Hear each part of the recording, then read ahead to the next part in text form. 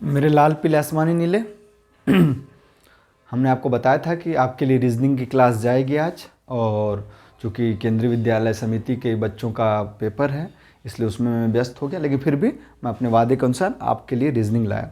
Reasoning का पहला chapter, और इसमें से पिछले साल भी 4 क्वेश्चन पूछा गया, उसके पिछले साल भी 5 क्वेश्चन पूछा गया। तो ये इम्पॉर्टेंट है और इसको ढंग से पढ़ना है, और ढंग से पढ़ने के बाद क्या होगा, आप बेहतर कर लेंगे। अब देखिए क्या है प्रश्न और किस तरह के बेसिक कॉन्सेप्ट है, इस पर चर्चा करें। इसके बाद तो आपका 5 क्वेश्चन एकदम कंप्लीट। देखिए क्या है, असंगत को अलग करना। अब जैसे क्या है, जैसे मान लीजिए आप हमारे हाथ में दीजिए, ये मेरा शर्ट टी शर्ट है, ये मेरा जींस है, और फिर ये दोनों को मैं पहना हूँ, ये भी मैं पहना हूँ, लेकिन टीका लगाया हूँ। तो टीका क्या, असंगत है, मतलब इन सब से भिन्न है। जैसे ये बोर्ड है, ये डस्ट, मतलब ये और ये तीनों क्या है, इससे बोर्ड पर लिखते हैं, ये तीनों एक समान हो गया। लेकिन फिर यदि मैं ये कहूँ कि मैं क्या हूँ, तो मैं इनसे असंगत हूँ, मतलब अलग हूँ। तो इन सारे कैटेगरी को, असंगत को कैसे संगत करें, उसके लिए हम 10 कैटेगरी में इसको डिवाइड किया। 10 भाग में क्या क्या है, एक है चित्रों के आकार पे कैसे अलग करेंगे हम, एक है चित्रों की स्थिति के आधार पे कैसे अलग करेंगे हम, एक है डिजाइनों की संख्या के आधार पे कैसे हम अलग करेंगे। ढंग से देखना है, सारा क्वेश्चन आ जाएगा। फिर मैं 10 सवाल भी लिया हूँ ताकि आपको बहुत आसान आसान सवाल लिया हूँ, आराम से आंख बंद करके आप कर लेंगे। इसके बाद फिर डिजाइनों की संख्या के आधार पे अलग कर सकते हैं, पैटर्न में समानता के आधार पे अलग कर सकते हैं, वास्तविक चित्रों पे आधारित में अलग कर सकते हैं, चित्रों में रेखाओं की संख्या पे अलग कर सकते हैं, मुख्य चित्र तथा अंदर के चित्र के बीच संबंध बना कर अलग कर सकते हैं, चित्रों के घूर्णन पे कर सकते हैं, लेखन पद्धति के आधार पे अलग कर सकते हैं, और अर्थपूर्ण शब्द पे आधारित भी कर सकते हैं। मतलब 10 चित्रों का आकार, चित्रों की स्थिति, डिजाइनों की संख्या, पैटर्न में समानता, वास्तविक चित्रों पर आधारित, चित्रों में रेखाओं की संख्या, मुख्य चित्र तथा अंदर के चित्र के बीच संबंध, चित्रों का घूर्णन, लेखन पद्धति, अर्थपूर्ण शब्द पर आधारित। अब एक एक करके हम विस्तार से चर्चा करेंगे, और बहुत ही छोटा वीडियो होगा, लेकिन 4 अंक आपका एकदम कंप्लीट। देखिए क्या है, इसमें आप देखिए चित्रों का आकार, ये त्रिभुज है, ये चतुर्भुज है, ये पंचभुज है, और ये वृत्त है।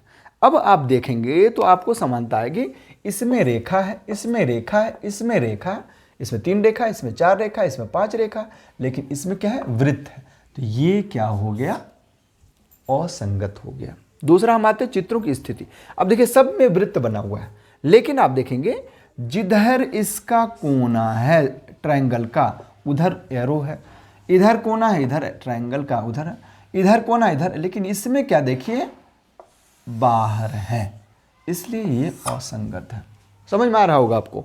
फिर है डिजाइनों की संख्या। अब देखिए इसमें पूरे प्लस और मल्टीप्लाई का चिन्ह है। अब आप देखते हैं कि क्या अन्य, इसमें देखिए 1 प्लस 2 प्लस 3 प्लस और 2 गुना, 3 प्लस का, अब देखिए 1 2 3, 3 प्लस और 2 गुना, 1 2 3, 3 प्लस और 2 गुना, इसमें देखिए 1 2 3 4 गुना और 1 प्लस, मतलब ये असंगत।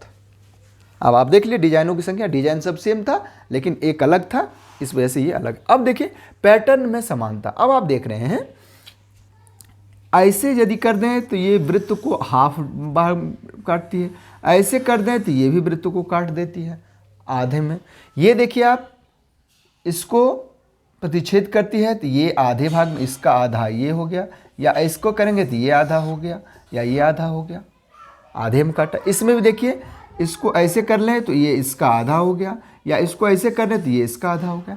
लेकिन यदि हम इस पे आए तो ये इसका आधा, यदि मैं ऐसे करता तब हमारा सही होता, तब सब समानता होता। लेकिन ये क्या है, ऐसे है और ऐसे है, इसलिए आंसर ये होगा। समझ में आ गया। अब है वास्तविक चित्रों पर आधारित। अब आप देख रहे हैं ये बुक है, ये पेंसिल है, और ये इरेजर है। ये सब क्या है, पढ़ने के काम में आते हैं और बॉल खेलने के काम आते हैं, इसलिए ये आंसर सही होगा। कितना आसान है, और आप लोग एकदम चुटकी बजाते हुए करेंगे। देखिए क्या, फिर चित्रों में रेखाओं की संख्या। अब देखिए हम काउंट करते हैं, 1 2 3 4 5 6, इसमें देखते हैं 1 2 3 4 5 6 7, इसमें देखते हैं 1 2 3 4 5 6, 1 2 3 4 5 6, सब में 6 है और इसमें 7 है, इसलिए ये असंगत है। अब है मुख्य चित्र तथा अंदर के चित्र के बीच संबंध। अब आप देख रहे हैं 1 2 3 4, 4 रेखा है तो उसके अंदर 3 आ गया, मतलब ये बाहर 4 अंदर 3। फिर देखिए 1 2 3 4 5, बाहर 5 तो अंदर 4। फिर देखिए 1 2 3 4 5 6, तो बाहर 6 तो अंदर 5। इसमें देखिए 1 2 3 4 5 6, बाहर 1 2 3 4। अब आप क्या देख रहे हैं, सब में एक, मतलब बाहर से एक कम है, रेखा कम है। इसमें क्या है, ऐसा नहीं है, इसलिए असंगत है। असंगत मतलब जो दूसरे से अलग हो। फिर देखिए चित्रों का घूर्णन। घूर्णन क्या होता है, हमेशा याद रखिए, ये है एक्स एक्सिस और ये है वाई एक्सिस, एक्स एक्सिस और वाई एक्सिस। अब क्या होता है, यहां से यहां तक 90 होता है, यहां से यहां तक 180 होता है, यहां से यहां तक, यहां से डायरेक्ट यहां तक 270 होता है और यहां से यहां तक 360 होता है। 90, 180, 270 और 360 हमेशा दो तरह से दिखेगी। एक या तो घड़ी के दिशा में घूमेगी, हाँ, ये घड़ी के विपरीत दिशा होगी, और ये घड़ी के, जब ऐसे करेंगे तो क्या होगा, ये घड़ी के दिशा में घूमेगी। अब दो ही दिशा घूमेगी। अब देखिए हमारा क्या होता है, यहां देखिए सर्कल में इधर का एरो है, तो अब देखिए जब ऊपर है तो फिर नीचे आया एरो, किधर, ये इधर घुमा तो फिर ये इधर घुमा, मतलब ये लेफ्ट घुमा तो ये राइट घुमा, फिर इधर ये लेफ्ट घुमा तो आंसर क्या होना चाहिए, इधर होना चाहिए, लेकिन ये क्या है, इधर है, इसलिए ये असंगत है।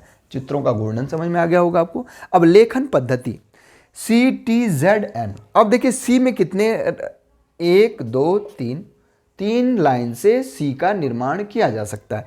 टी में 1 और 2, जेड में 1 2 3, इसमें एन में 1 2 और 3, तो क्या हो गया आंसर हमारा टी, क्योंकि टी असंगत है, टी में 2 लाइन से ही बन जाता है। तो लेखन पद्धति में भी समझ में आ गया।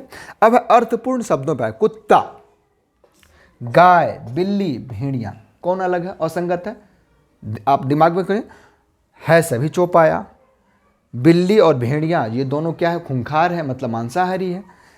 कुत्ता भी मांसाहारी है, गाय शाकाहारी है, लेकिन यहाँ अंतर क्या होगा, यहाँ होगा भेड़िया। क्यों, क्योंकि कुत्ता, गाय और बिल्ली को हम पालते हैं, जबकि भेड़िया को नहीं पाते। कुत्ता भी क्या, जैसे मान लीजिए आप गाय को अलग करते, नहीं होगा अलग। क्यों, क्योंकि कुत्ता सर्वाहारी है, मांस भी खा लेता है, मछली भी खाता है। बिल्ली दूध भी पी लेती है और मांस भी खा लेती है, लेकिन भेड़िया केवल मांस खाता है।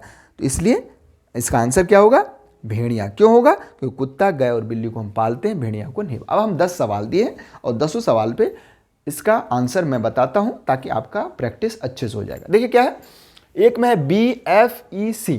अब आप देख रहे हैं BFEC में ई क्या है, वॉवेल है, बाकी सब कॉन्सोनेंट है, इसलिए आंसर क्या होगा, ई होगा। शेर, बिल्ली, चीता, भेड़िया।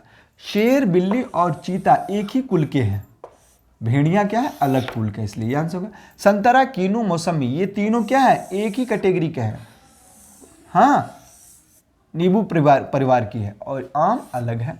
अब देखिए RUN, UNR, RNU, NKU, सब में देख रहे हैं RUN आ रहा है, RUN आ रहा है, RUN आ रहा है, NKU नहीं आ रहा, ये अलग है।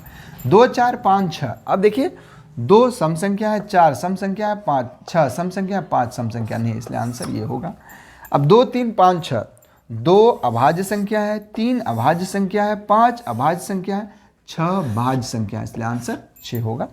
आदमी, महिला, बच्चा, मछली। अब देखिए आदमी, महिला और बच्चा ये सब मतलब मैमल्स हैं, और मछली क्या है, सरीसृप है, ये पानी में रहने वाली है, ये सब बाहर रहने वाले, इसलिए ये आंसर होगा। माता पिता, दादा दादी, नाना नानी, मौसी ताई। अब देखिए सब में एक मेल एक फीमेल है, एक मेल एक फीमेल है, एक मेल एक फीमेल है, लेकिन इसमें दोनों फीमेल है, इसलिए ये आंसर होगा। पेन, पेंसिल, किताब, टेबल। अब देखिए पेन, पेंसिल और किताब ये सब पढ़ने के काम आते हैं, टेबल पढ़ने के काम तो आते हैं, लेकिन टेबल पे बैठते हैं, तो ये अलग है। बस, ट्रक, टेम्पू, कार। अब देखिए बस आदमी बैठते हैं, टेम्पू आदमी बैठते हैं, कार आदमी बैठते हैं, और ट्रक सामान ढोने के काम आता है, इसका आंसर क्या होगा, ट्रक। आशा है ये सारे प्रश्न आपको समझ में आ गया होगा, और मैं आशा कर सकता हूँ कि 5 अंक आपके कंप्लीट रूप से आएंगे ही। तो डू योर बेस्ट। बाकी हम फिर से और सारा प्रैक्टिस कराएंगे। अगला हम अगले चैप्टर कल पढ़ेंगे, और तब तक इससे रिलेटेड जितने भी प्रश्न हैं आपके किताब में या और भी कहीं, उसको हल करिए। दिक्कत होगी तो मैं हूँ ही। Do your best. मिलते हैं कल।